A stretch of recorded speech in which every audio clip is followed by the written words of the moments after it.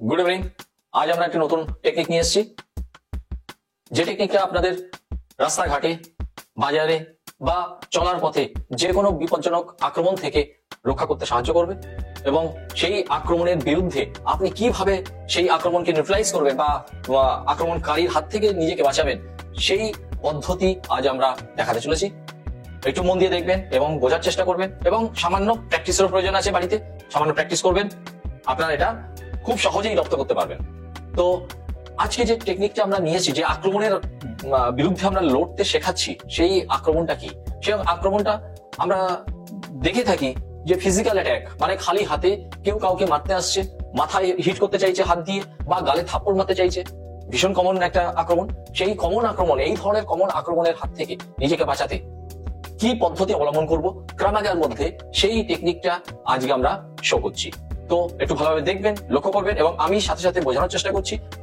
বুঝতে পারলে খুব ভালো, কারণ আপনার প্র্যাকটিস করতে, অনুশীলন করতে সুবিধা হবে। এবং ছোটখাটো যে ভুলগুলো করে থাকে, সেই ভুলগুলো করবেন না, তাহলে কিন্তু চোট লেগে যাওয়ার সম্ভাবনা থেকে যায়। তো যেমন আজকে আমার সঙ্গে রয়েছে স্বর্ণদীপ মন্ডল। ও অ্যাটাকার, আমি ডিফেন্ডার। ও আক্রমণকারী, আমি রাস্তায় পথ চলতি একজন পথচারী। ও আমাকে আক্রমণ করতে আসছে, হতে পারে পুরনো দুশ্মনী থেকে ও আমার উপরে আক্রমণ করতে চায়। তো ও খালি হাতে আছে, ও কিভাবে আমার উপরে খালি হাতে আক্রমণ করবে? ওভারহেড, মানে মাথার উপর থেকে কেউ মাথায় মারতে চায় বা গালে থাপ্পড় মারতে চায়। তো এই থাপ্পড় বা চড়, এর বিরুদ্ধে লড়তে গেলে আমরা কিভাবে লড়বো বা কিভাবে আমরা তার হাতের থেকে বাঁচবো, সেই পদ্ধতি আজকে আমাদের খুব ছোট্ট একটা ভিডিও। আপনারা একটু খুব ছোট্ট টেকনিক, আপনারা একটু মন দিয়ে দেখলেই আপনারা শিখে যাবেন। ঠিক আছে? তো প্রথমে বলে রাখি, আক্রমণকারী যখন আক্রমণ করতে আসে, সে যখন রাইট হ্যান্ডার হয়, মানে ডান হাতে যখন আক্রমণ করতে চায়, তখন কিন্তু আক্রমণকারীর পা থাকে ডান পা, সেম লেগ স্টেপ আউট হয়। কারণ তাতে কি হয়, আক্রমণকারী যাকে আক্রমণ করতে চাইছে তার কাছে অতি সহজে পৌঁছাতে পারে। কিন্তু যদি আমরা alternate hand and leg race করি, তাহলে কিন্তু আমরা আক্রমণকারীর থেকে পর্যন্ত পৌঁছানো সম্ভব হয় না। এখন এটা স্বাভাবিক প্রতিবর্তক ক্রিয়া, যে যখনই আক্রমণকারী কাউকে আক্রমণ করে, তখন কিন্তু তার same leg and same hand race করে। ঠিক আছে? তো এইরকম আক্রমণটা এমন হয় বা এমন হয়। ঠিক আছে? তো এইরকম আক্রমণ করার কারণ, আমার আক্রমণকারীর বা হাত এবং পায়ের উপরে আমাদের নজর রাখা ভীষণভাবে প্রয়োজন, যে তারা কি আক্রমণ করতে চাইছে। কারণ এক একটা আক্রমণের এক এক রকম ডিফেন্স শিডিউল করা, ফলে সেই ডেভেলপমেন্টের উপরেই কিন্তু আমাদের আগে অগ্রসর হতে হবে। প্রথমে আমি দেখাবো যে আমাকে স্বর্ণদীপ আমার মাথায় স্ট্রাইক করতে চাইছে। তো সেই স্ট্রাইকের বিপক্ষে আমি কিভাবে নিজেকে বাঁচাবো এবং আক্রমণকারীকে কিভাবে আঘাতপ্রাপ্ত করব বা কিভাবে নিউট্রালাইজ করবো আক্রমণকারী। ওকে? হ্যাঁ, দেখুন, এটা কিচ্ছু না, জাস্ট আমাদের যে আক্রমণকারী রাইট লেগ রেস করেছে, সাথে সাথে হাত রেস করেছে, ও আমাকে আক্রমণ করতে আসছে। তো আক্রমণকারী যখন এইভাবে আক্রমণ করতে আসে, এইভাবেই আসে। এবং আমি একজন ডিফেন্ডার হয়ে, ও আক্রমণ করছে আমার উপরে, সুতরাং আমি একজন ডিফেন্ডার। তো আমি ডিফেন্ডার হয়ে আমি হ্যান্ড ডিফেন্সের সাথে সাথে আমিও কিন্তু লেগ মুভমেন্ট করছি, আমিও কিন্তু রাইট লেগ মুভমেন্ট করছি, কারণ আক্রমণকারী সবসময় রাইট লেগেই আক্রমণ করে। সুতরাং রাইট লেগে আমারও যদি রাইট লেগ করে, তাহলে আমি যদি বাঁ পা দিয়ে যদি অগ্রসর হই, তাহলে কিন্তু আমার আক্রমণকারীর হাঁটুতে বা পায়ে বাঁধতে পারে এবং চোট লেগে যেতে পারে।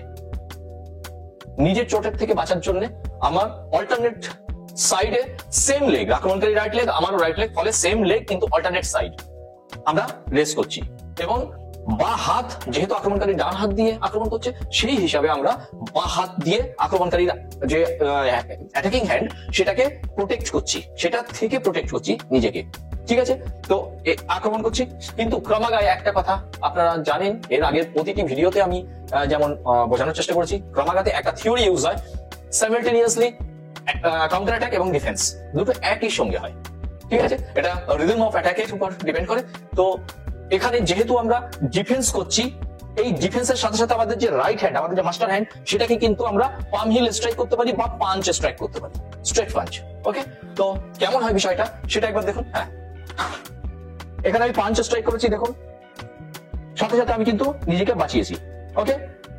এবার এখান থেকে এটার পরে এই একটা পাঞ্চ খেয়ে, যদি এই একটা পাঞ্চ যখন স্ট্রাইক হবে এনিমির ফেসে ভাইটাল অর্গানস প্রাইমারি টার্গেট, আমাদের ক্রমাগার মধ্যে এটাকে প্রাইমারি টার্গেট হিসেবে দেখা হয়। তো প্রাইমারি টার্গেটে যখন আমরা স্ট্রাইক করেছি, ন্যাচারালি ও চোট হবে। তো চোট হওয়ার পরে অ্যাটাকার যদি সেখানে পড়ে যায়, তাহলে তো ওখানে আমাদের সবকিছু শেষ হয়ে যাচ্ছে। কিন্তু যদি দেখা যাচ্ছে আক্রমণকারী আবারও আক্রমণ করতে উদ্যত বা স্ট্রং আছে এখনো, সেক্ষেত্রে কিন্তু আমাদেরকে আক্রমণকারীকে ওইখান থেকে তারপরে যে অ্যাকশনটা করব, সেই অ্যাকশনটা আপনারা একটু দেখে নেবেন। হ্যাঁ, রেডি। একবার এর পরে আমরা যেটা করব সেটা হচ্ছে, ধরে ফেললাম, ধরে একটা স্টেপ নিয়েছি, নিয়ে নিয়ে স্ট্রাইক এবং ডিসএনগেজ। এই যে ডবল নিয়ে স্ট্রাইক আমি করলাম, এই নিয়ে স্ট্রাইক কিন্তু ভীষণ মারাত্মক। আক্রমণকারী যেহেতু দুটো হাতি কিন্তু আমরা ব্লক করে দিয়েছি, আক্রমণকারী কোন রকম ভাবে কিন্তু আক্রমণ করতে পারছে না। ঠিক আছে, আমার দেখুন ভাইটাল অর্গানস, আমার ফেস কিন্তু হাতের মধ্যে ডিফেন্স করছি আমি নিজেকে, এবং সাথে সাথে নিমাচ্ছি। আক্রমণকারী কিন্তু সুযোগ পাবে না তার রাইট হ্যান্ডকে এগেইন আক্রমণ করার, কারণ সে যদি লেফট হ্যান্ডার না হয় তাহলে কিন্তু সে বাঁ হাত দিয়ে কোন রকম আক্রমণ সে করতে পারবে না। ঠিক আছে, তার আক্রমণ করার একটাই হাত, সেটা হচ্ছে রাইট হ্যান্ড। আর সেই রাইট হ্যান্ডকে আমরা কিন্তু ব্লক করে রেখেছি। ফলে আমাদের নিয়ে যখন স্ট্রাইক হবে এবং তারপরে আর এনিমি কিন্তু আর দাঁড়িয়ে থাকতে পারবে না। এখানে এই যে কমপ্লিট অ্যাকশনটা আমি করছি, এই কমপ্লিট অ্যাকশনটা কিন্তু খুব দ্রুততার সঙ্গে হবে। এনিমিকে কোন রকম সুযোগ না দেওয়া বা ভাবনা যদি না আসে, না করতে পারে, তার জন্য এই দ্রুততা আমাদের মধ্যে আনতে হবে, এবং সেই দ্রুততা আসবে প্র্যাকটিসে, অনুশীলনের মাধ্যমে। ঠিক আছে, তো কেমন হবে? হ্যাঁ, এই যে আক্রমণটা হলো, এটা আমরা এইভাবেই নিউট্রালাইজ করব। ঠিক আছে, এটা গেল ওভারহেড। এবার যদি সাইড স্ল্যাপিং বা সাইডে গালে থাপ্পড় মারতে কেউ আসে, সেক্ষেত্রে আমরা কি করবো? তো সেক্ষেত্রে আমাদের কি করতে হবে? সেক্ষেত্রেও আমরা সেম ডিফেন্স করলেও কিন্তু আমরা বেঁচে যাবো। দেখে নিন যে সেম ডিফেন্স আমাদের এই গালে থাপ্পড়ের মানে বা চড়ের হাত থেকে আমরা সেম ডিফেন্স করলে বাঁচতে পারি কিনা সেটা দেখে। হ্যাঁ, বাঁচতে পেরেছি। আমাকে লাগাতে পারেনি চড়, কারণ এই ওভারহেড এবং সাইড স্ল্যাপিং এই দুটোই কিন্তু আমরা এই হাত রেস করার উপরেই ডিফেন্স হয়ে যায়।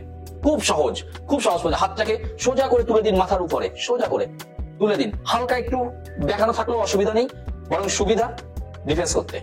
আর অল্টারনেট হ্যান্ডকে সাথে সাথে নিয়ে যান এনিমির ফেসে। পাম হিল, এটাকে বলা হয় পাম হিল স্ট্রাইকও করতে পারেন, অথবা পাঞ্চও আপনি এনিমির ফেসে করতে পারেন, যাতে এনিমি ইমিডিয়েটলি ধরাশায়ী হতে পারে। আচ্ছা, তো এখানে সাইড স্ল্যাপিংটাও দেখানো হলো। সাইড স্ল্যাপিং এর জন্য অল্টারনেট আরেকটা স্ট্রাইক আছে, ডিফেন্স আছে, সেই ডিফেন্সটাও আমরা একটু দেখিয়ে দেবো।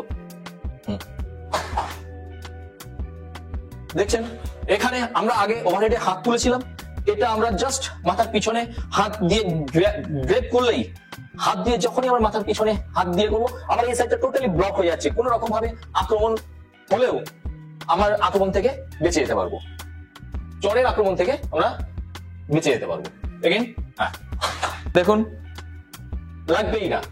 ঠিক আছে, এটা একটা খুব ভালো ডিফেন্স এগেইনস্ট সাইড স্ল্যাপিং। তো সাথে সাথে কাউন্টার অ্যাটাক এবং গ্রিপ এন্ড দেন নি। আপনারা জানেন যে পা পিছনে থাকে সেই পাই নিয়ে স্ট্রাইক হয়, কারণ রেঞ্জ অফ মোশনটা আমরা সঠিকভাবে পাই এবং ফুল পাওয়ার জেনারেট করতে পারি। যে কারণে আমাদের যেহেতু এখানে দেখুন আমাদের লেগ অনেক পিছনে, আমার বাঁ পাটা অনেক পিছনে, ফলে এখানে আমি যদি এনিমিকে গ্রিপ করে লেফট নে মারি, তাহলে অনেকটা রেঞ্জ পাচ্ছি আমি ওটাকে মোশন তৈরি করার জন্য। মোশন তৈরি হচ্ছে, কিন্তু যদি আমি ডান পা দিয়ে করি তো অসম্ভব ব্যাপার, পড়ে যাওয়ার ভয় থাকে, কারণ ডান পা আমাদের আগে আছে এবং শরীরের আমাদের মেন ওয়েটটা ডান পা ধরে রেখেছে। সেক্ষেত্রে ডান পা আমাদেরকে নাড়ালে চলবে না, আমাদের পিছনে যে পাটা আছে সেই পাটা দিয়েই স্ট্রাইক করতে হবে। ওকে, তো এই টেকনিকগুলো একটু কেয়ারফুলি প্র্যাকটিস করলেই আশা করি আপনারা ভালোভাবে শিখতে পারবেন এবং এই ধরনের আক্রমণ থেকে নিজেদেরকে বাঁচতে পারবেন। তো আশা করবো আপনারা শিখবেন এবং নিয়মিত অনুশীলন করবেন। Thank you.